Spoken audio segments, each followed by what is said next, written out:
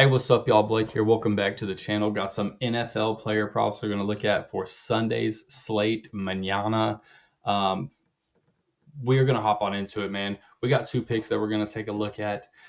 Number one, we're going to cut all the shit. It's going to be Adam Thielen, over 50.5 receiving yards. This is a fire pick. You see the flame. It is just that. DK actually has this at 51.5 and minus 125 to go over. This will absolutely get bumped to at least 51.5, if not 52 or 52.5, depending on if the juice keeps flowing one way. Going up against Dallas, man. Y'all know I'm a Cowboys fan.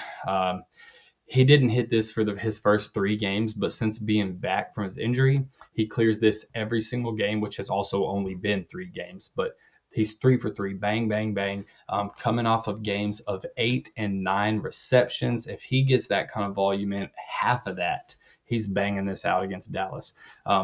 Dallas giving up over 11 yards per reception.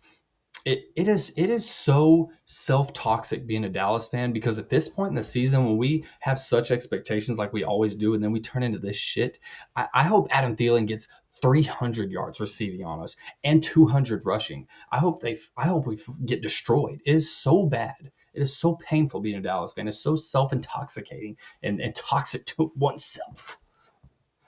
Anyways, off on a tangent, right? Anyways, Adam Thielen, 51 yards against the Dallas Cowboys.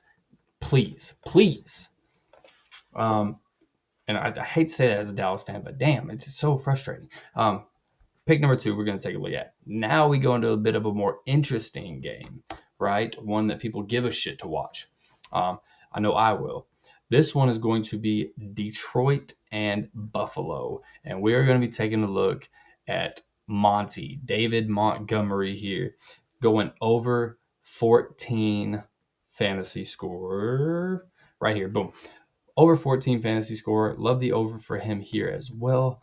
You could take over his rushing yards. I love that too. I love that. A little bit more consistency here with the fantasy score. He's going to clear this in 77% of games. That's right, 77% of games. Now going up against Buffalo. This is not a must win for either team, because they're both looking at playoffs either way.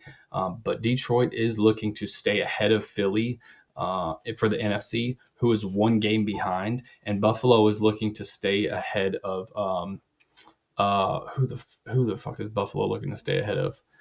Let's check it out.